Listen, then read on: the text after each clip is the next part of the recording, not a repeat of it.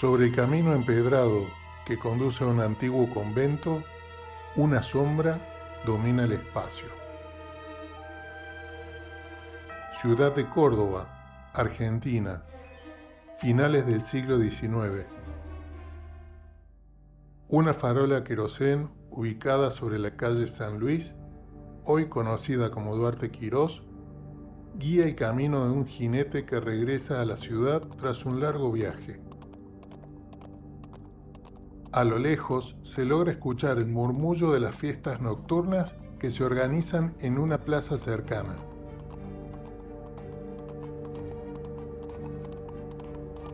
Mientras galopa, el hombre se imagina en el lago bajo la luz de la luna, acariciando el reflejo de su joven prometida.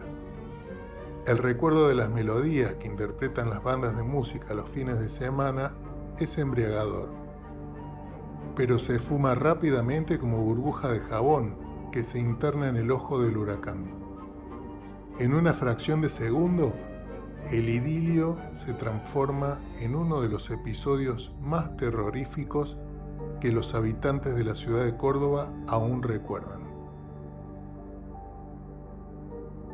Por aquellos tiempos, el ayuntamiento dispuso estrictas normas de circulación que dejaron las calles en soledad y a merced de lo desconocido. Después de las 23 horas en invierno y de las 24 horas en verano, quedó totalmente prohibido recorrer las calles sin luz y montados a caballo. Los únicos exentos de la norma fueron quienes entraban o salían de la ciudad por motivos de viaje. En la penumbra, las sombras de vivos y muertos empezaron a confundirse.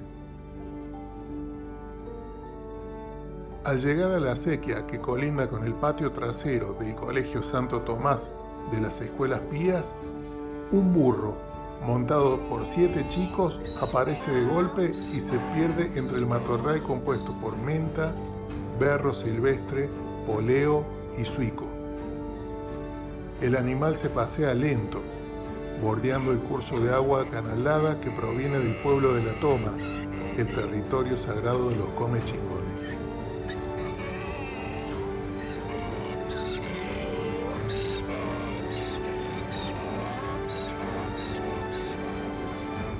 Las bifurcaciones que se extienden a lo largo de 28 cuadras sirven para regar las quintas de los alrededores y alimentar el lago artificial del Paseo de las Alamedas, que años más tarde llevaría por nombre Sobremonte. Los pequeños están vestidos con sus mejores galas, pero parecen muertos. Son cuerpos tiesos, marchitos, ausentes de llanto y sepultura, que ignoran las Ave María y los Padres Nuestros de quienes los miran. No hablan, tampoco respiran. Tienen los ojos nublados y despiden el típico olor dulzón que emana la carne podrida. Con el pasar de los días, las apariciones comenzaron a repetirse con mayor frecuencia, y el burro de los 7 chicos se convirtió rápidamente en el arquetipo de los horrores que creemos olvidados. El agua, elemento básico del bestiario alquímico cordobés, parece sumar un espectro nuevo que compite con el famoso perro de Santo Tomás. Una criatura negra y de ojos fluorescentes que araña el suelo en su salvaje carrera hacia los cañaverales mientras busca desesperadamente a su dueño.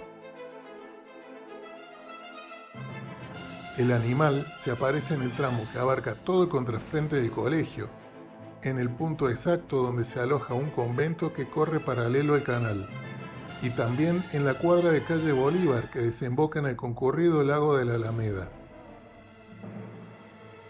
Completado el trayecto, el jumento desaparece. Explota, dicen algunos. Cosas terribles ocurrieron cuando el burro apareció.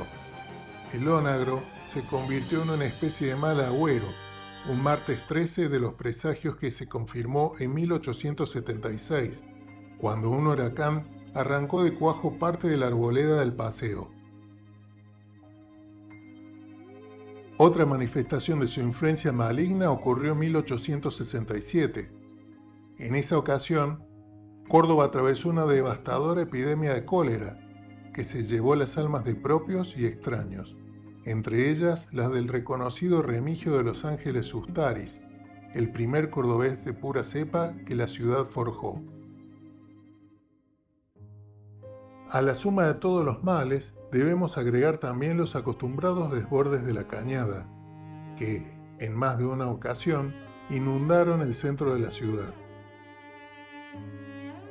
Los testimonios coinciden en afirmar que el borrico se desplaza en silencio, quizás como una forma de escapar al dominio que Lucifer ejerce en los mortales a través de la melodía que generan los rebuznos.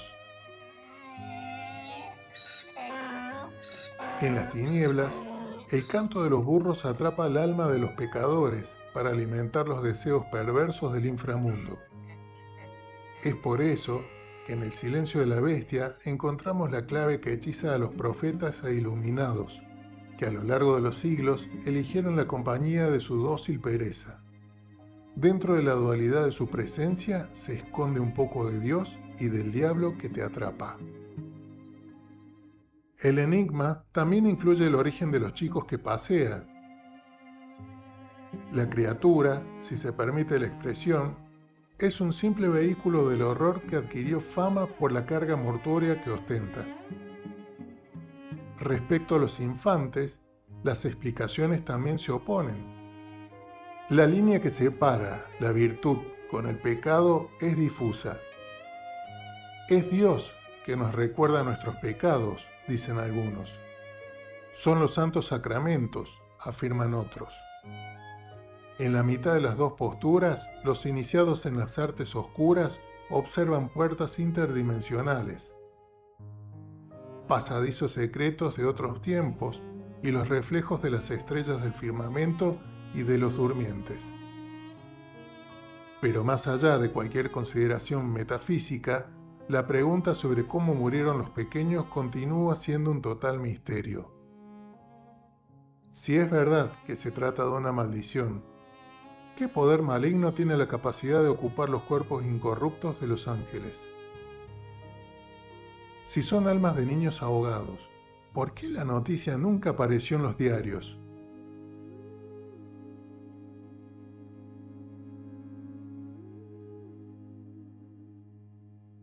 Otro elemento fundamental que no se puede obviar es el tremendo significado que aporta el número 7 en esta historia. Las evidencias de su poder están perfectamente documentadas en los mitos de la antigüedad y en los libros sagrados de los dioses.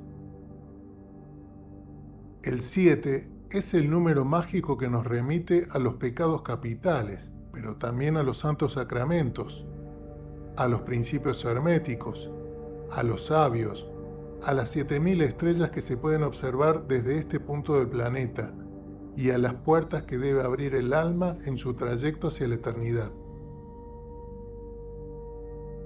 Existe un valor bíblico y mitológico tan profundo que desde el inicio de los tiempos acompaña este número. Todo es 7, siempre 7.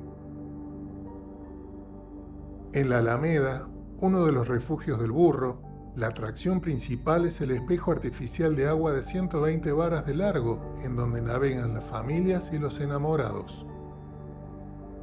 El lugar está custodiado por viejos álamos, sauces llorones y una verja amarilla de hierro que contiene placas alusivas a gestas heroicas y hechos destacados. Los fines de semana, la banda oficial de la provincia alterna con pequeños grupos musicales que animan las tardes hasta bien entrada la noche, mientras los vendedores ambulantes ofrecen golosinas a los transeúntes.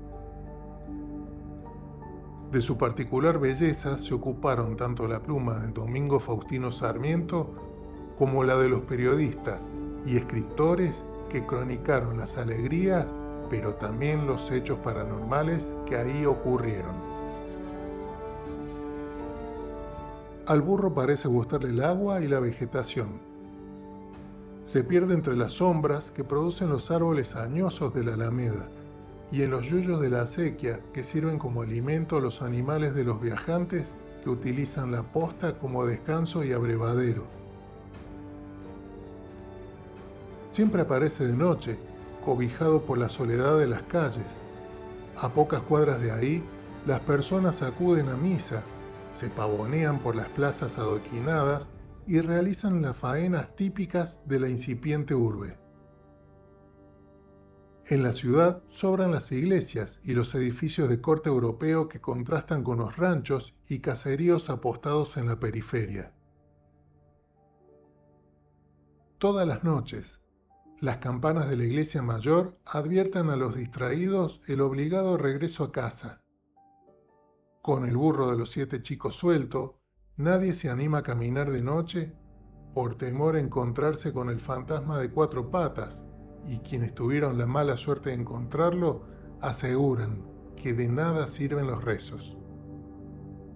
Bajo las sombras, el embriagante olor de las hierbas frescas desaparece.